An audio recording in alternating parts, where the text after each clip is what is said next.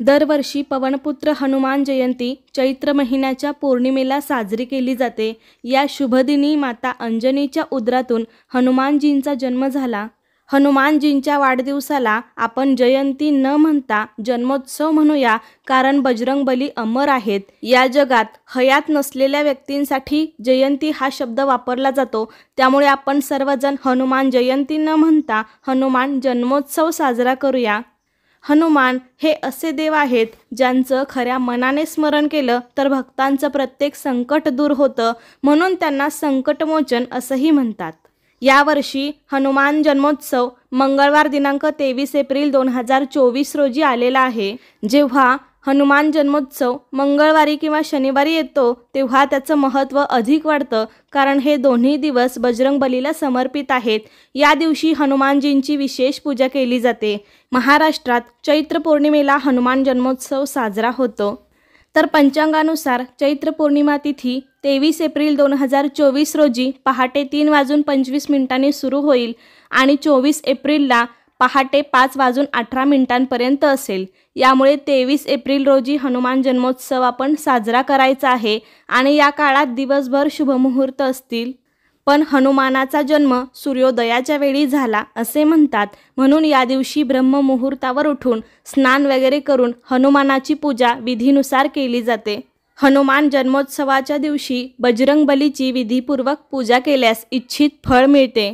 पण हनुमानजींची पूजा करताना रामाचीही पूजा करा, कारण भगवान श्रीरामाची पूजा केल्याशिवाय हनुमानजींची पूजा अपूर्ण मानली जाते। कारण श्रीरामाचे महान भक्त हनुमानजी आहेत। हनुमानजींना राम हे नाव खूप प्रिय आहे असे म्हणतात। भगवान श्रीरामाच्या उपासनेने हनुमानजी प्रसन्न होतात। तर हनुमान जन्मोत्सवाच्या दिवशी आपण हनुमानजींची योग्य पद्धतीने पूजा कशी करायची ते पाहूया।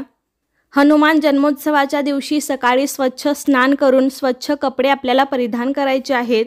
सकाळी सूर्योदयाच्या वेळेस हनुमान जन्म साजरा केला जातो। या दिवशी अनेक ठिकाणी उत्सवाचे वातावरण असते, भजन कीर्तन असते। जन्मवेळ झाल्यावर हनुमंताला पाळण्यात घालून पाळणा म्हटला जातो आणि आरती म्हणून उत्सवाची सांगता केली जाते।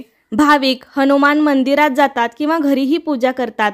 तर सर्वात आधी हनुमानजींच्या मूर्तीवर सिंदूर लावावा, त्यानंतर धूप दिवा नैवेद्य अर्पण करावा आणि मंत्रोच्चार करून हनुमानजींची पूजा करावी। नंतर हनुमानाची आरती आणि हनुमान चालीसा पाठ करून पूजा पूर्ण करावी आणि हनुमानजींकडून झालेल्या चुकीची क्षमा मागावी, तसेच आशीर्वादासाठी प्रार्थना करावी। बरेच लोक या दिवशी उपवास देखील करतात, तर तुमचं हनुमानाचं व्रत असेल तर ते देखील करू शकता। या दिवशी हनुमान भक्तांनी हनुमान चालीसा, बजरंग बाण, सुंदरकांड आणि रामायणाचे पठण करावे।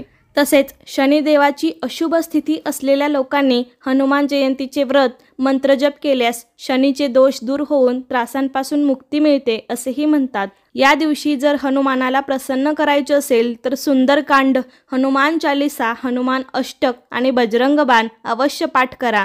असं केल्याने व्यक्तीला सर्व प्रकारच्या अडथळ्यांपासून मुक्ती मिळते आणि सुख समृद्धी प्राप्त होते। तसेच कोणत्याही संकटांना सामोरे जावे लागत नाही, कारण हनुमानाला संकटमोचन असंही म्हणतात। तुम्ही या दिवशी मारुतीचा श्री हनुमते नमः श्री हनुमते नमः हा जप अधिकाधिक करावा, यामुळे सुद्धा बजरंगबली प्रसन्न होतात। तसेच या दिवशी अनेक जण मारुती स्तोत्राचे पठण करतात, याचे सुद्धा खूप फायदे आहेत। हे स्तोत्र पठण करणाऱ्याला धनधान्य, पशुधन, संतती आणि संपत्ती या साऱ्याचा आणि उत्तम रूपा विद्याधिकांचा लाभ होतो। या स्तोत्राच्या पठणाने भूत पिशाच आदी वाईट शक्तींची बाधा, सगळे रोग व्याधी नष्ट होतात। तसेच सारी चिंता दुःख दूर होऊन आनंदाची प्राप्ती होते। त्यामुळे या हनुमान जन्मोत्सवाच्या दिवशी आपल्याला हनुमानाची यथाशक्ती पंचोपचारे किंवा षोडशोपचारे पूजा करायची आहे। आपल्या भागामध्ये पूजेची जी पद्धत प्रचलित आहे त्यानुसार पूजा करायची आहे। मात्र हनुमानाला शेंदूर, रुईची पाने किंवा रुईच्या पानांची माळ, फुले आणि तसेच तिळाचे तेल मात्र या दिवशी जरूर अर्पण करावे। या दिवशी मात्र हनुमंताला तेल, रुई आणि शेंदूर वाहिली जाते, तसेच पंजुरीचा प्रसादही दिला जातो।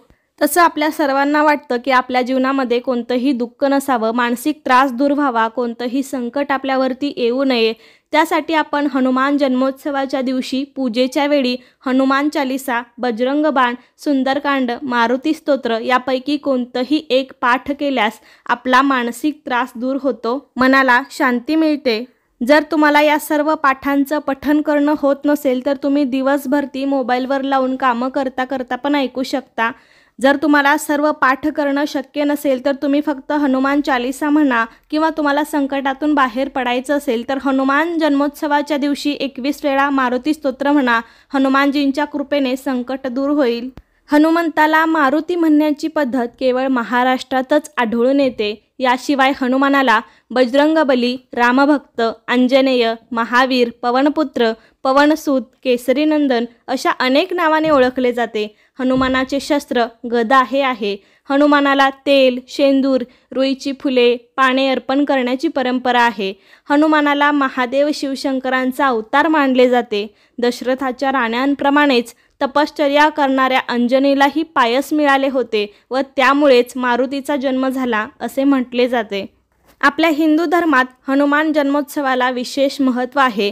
हा सण शक्ती, भक्ती आणि निष्ठेचे प्रतीक मानला जातो। या दिवशी हनुमानाची यथायोग्य पूजा केल्याने व्यक्तीला सर्व प्रकारच्या संकटांपासून मुक्ती मिळते आणि सुख समृद्धी प्राप्त होते। यासोबतच भगवान श्रीरामही प्रसन्न होतात। कुंडलीतील मंगळाची स्थिती मजबूत होते। शास्त्रानुसार चैत्र पौर्णिमेच्या दिवशी वानर राजा केसरी आणि माता अंजनी यांच्या घरी हनुमानाचा जन्म झाला। या दिवशी हनुमानाची यथाशक्ती पूजा केल्याने मनुष्याला सर्व समस्यांपासून मुक्ती मिळते। असा श्रीरामाचा महान भक्त हनुमानाचा जन्म चैत्र महिन्याच्या पौर्णिमेच्या दिवशी झाला होता। त्यामुळे दरवर्षी हा दिवस हनुमान जन्मोत्सव म्हणून साजरा केला जातो। तर अशा प्रकारे तुम्ही सुद्धा हनुमंताचा जन्मदिवस किंवा हनुमानाचा जन्मोत्सव मोठ्या प्रमाणात साजरा करा। मंदिरात जाऊन किंवा घरीच विधिवत पूजा करा। तुम्हाला सुद्धा योग्य ते चांगले फळ मिळेल। तर कसा वाटला तुम्हाला माझा आजचा व्हिडिओ मला नक्की सांगा। आवडला असेल तर एक लाईक नक्की करा, जास्तीत जास्त लोकांपर्यंत शेअर करा आणि असे छान छान व्हिडिओज पाहण्यासाठी आजच आपल्या अन्वीज मराठी कॉर्नर या चॅनेलला सबस्क्राईब करायला विसरू नका। धन्यवाद।